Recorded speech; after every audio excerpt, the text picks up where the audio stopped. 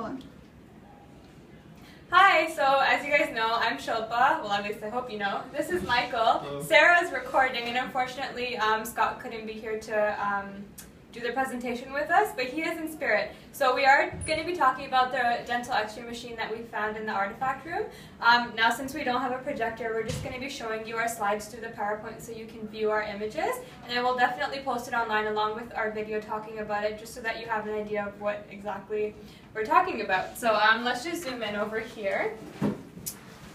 Okay, so this is the very first image that we found, which basically, well, not that we found, but I took. This was us just trying to figure out what each individual part would do and what the functionality of everything was. We were very confused because this, when we initially found it, was in two different places and it wasn't even completely attached, and so the process to put it together was actually really interesting.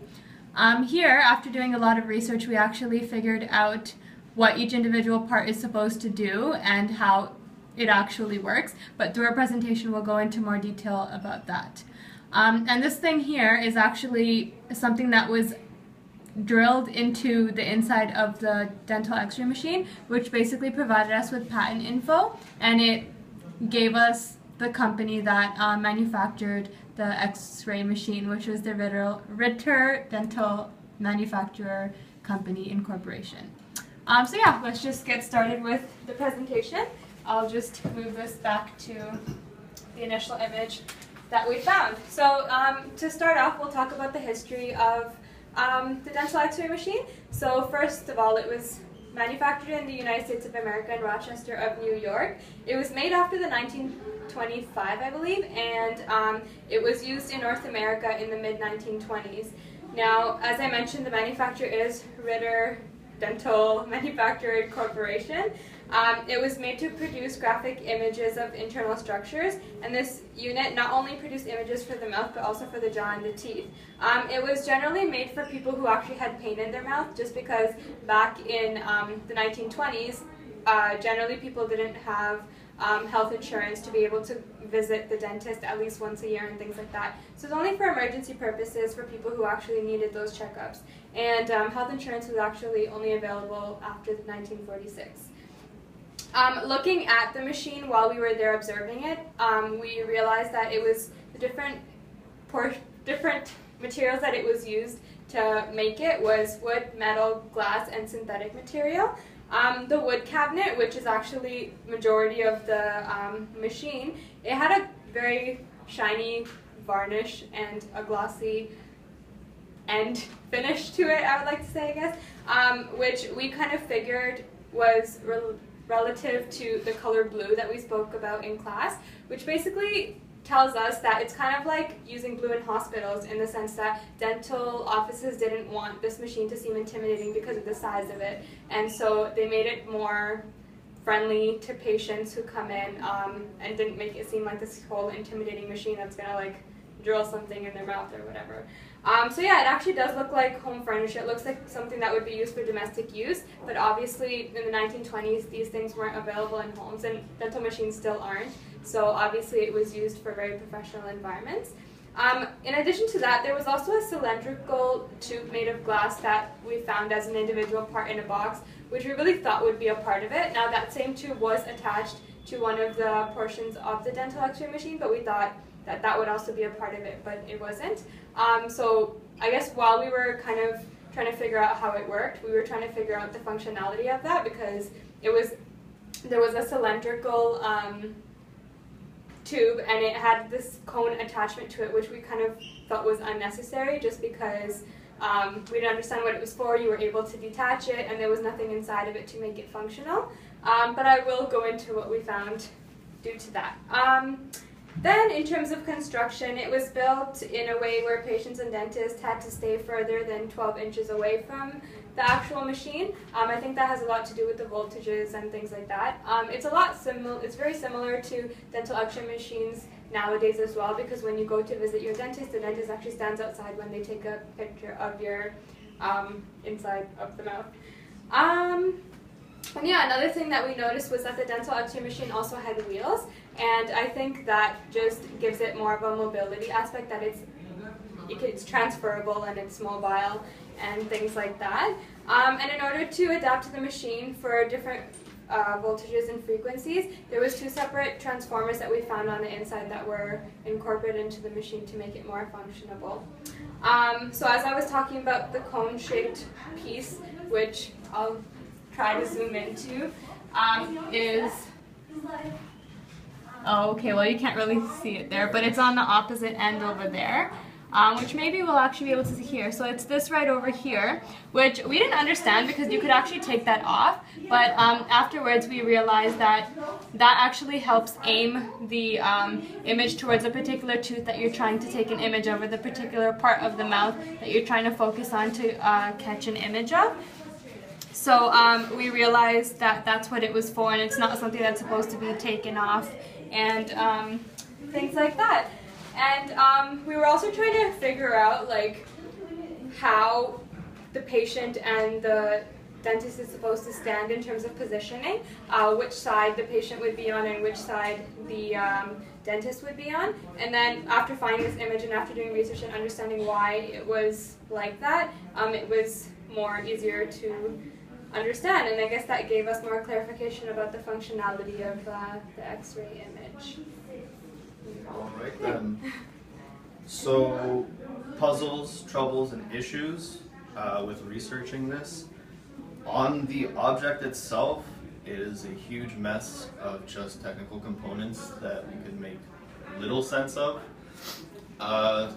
So specifically, there's stuff like a cage apparatus, which distances anyone using the machine from getting burnt or heat up, or being just too close to otherwise dangerous parts. We at first had no idea what this cage did, and it took looking at some pictures to figure out that this was meant to keep distance from patients and the user, whether it be a dentist or a doctor. This led us to think about how the patient oriented himself. There was a mystery between whether or not the patient was standing or sitting. We figured they eventually sat down. This led into an exploration of actually the chairs that they sat in. The fact that Ritter was an innovator in manufacturing dental chairs, which actually progressed to them pretty much dominating medical rooms, and their materials like tables, tabletops, even down to stools. So they had wide range of products and still do to this day. We also had an issue outside of the objects, being articles were difficult to access, and some of the better sounding articles with the more thorough abstracts were out of York University's jurisdiction. We might consider paying for some articles. $15 per article. We expect reimbursement. Also, furthering the relationship with the patient and the X-ray machine, we wanted to figure out what are the costs associated with a patient getting an X-ray. What type of patient got the X-ray? Were they rich, poor, of certain class? So that's something we could look into further. One of the materials that might be mysterious at first, a tiny little cable that just looks like a piece of string that keeps, I believe, the grounding of the whole machine. So this keeps the machine from basically frying all the components. If you didn't notice that tiny little string, you might break the entire machine, you might hurt yourself. So analyzing these little mysteries is actually pretty important. Should we go to expertise? Yeah, just before you do go into that, I forgot to mention that also in addition to the main box of the machine, there was also an additional arm that was attached to it, which we actually found separate that we put together. Something we found that was really interesting about that was that it adjusted horizontally and vertically, which I guess really helps in terms of the patient's needs, whether they're going to be sitting or lying down or whatever position that the doctor or dentist needs them in. So we found that really interesting, and it actually adjusts quite a bit. So yeah, that's just something I want to point out. There's a big issue with the distance relative to the machine.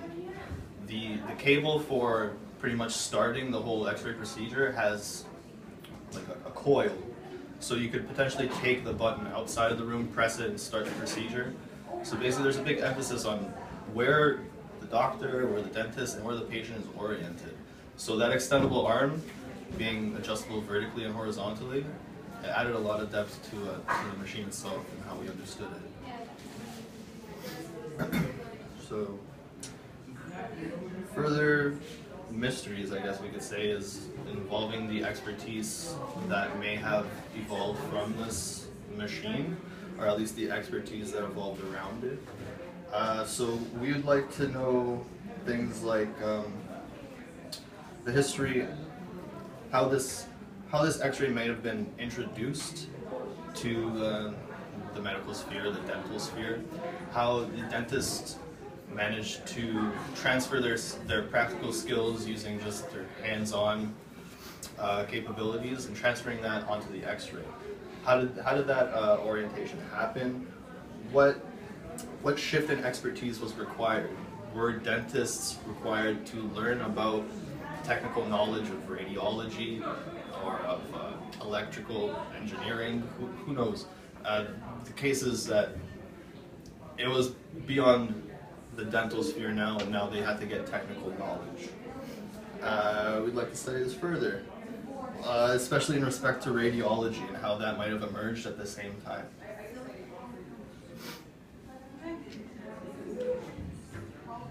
Okay. Oh, are you done?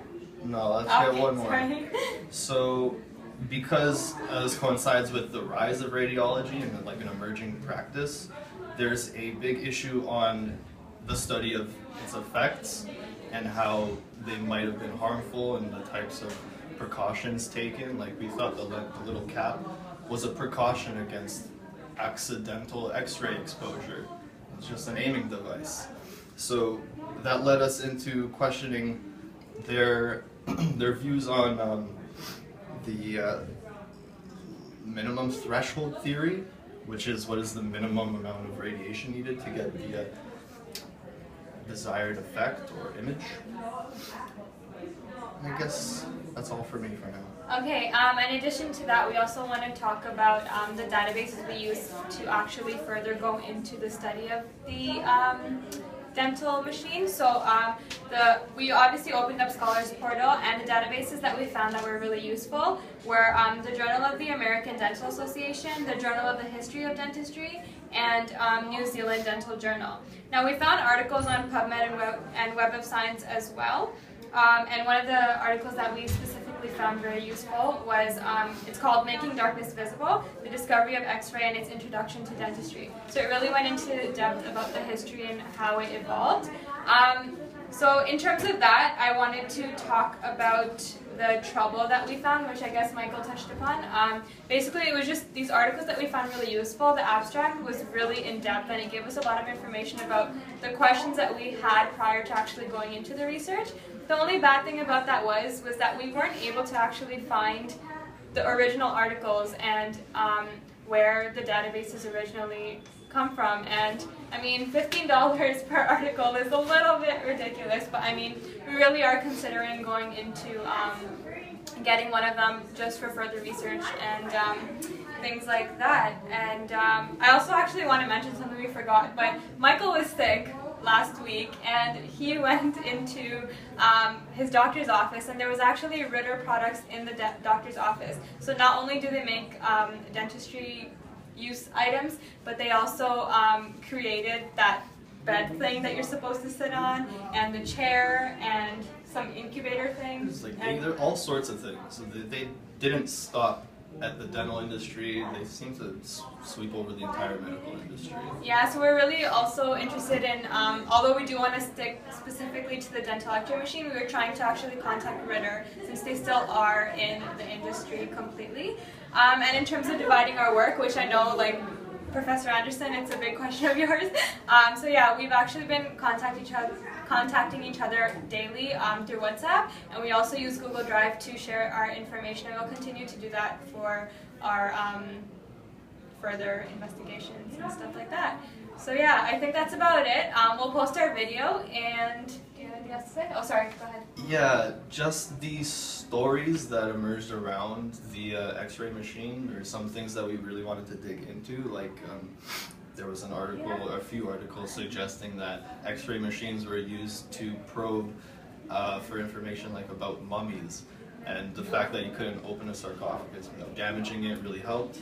So we wanted to sort of study this. This is mysterious, this sort of fun story we could look into.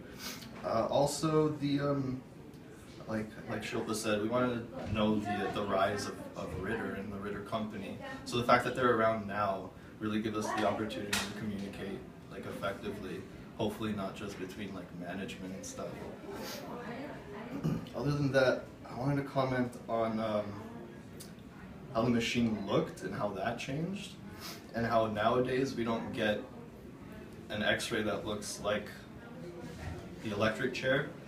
Instead, we have like a soothing looking, sleek with what do you call it, like light colors, soothing colors, to sort of suggest that, you know, this is a safe practice. It's not dangerous. It's actually a calming ordeal. Yeah, actually, while you were talking, I just remembered one last thing. I'm sorry that we're all over the place. God's not here to keep us together. But basically, another thing I was going to say is in terms of dividing our work, although we are using those forms of communication, what we really want to look into is the issues that we had while we were doing the research. So all the puzzle pieces that we haven't found yet, we're going to be splitting that up equally amongst each other, and hopefully gathering a lot of information that clarifies a lot of things that we're unfamiliar or unsure about at the moment.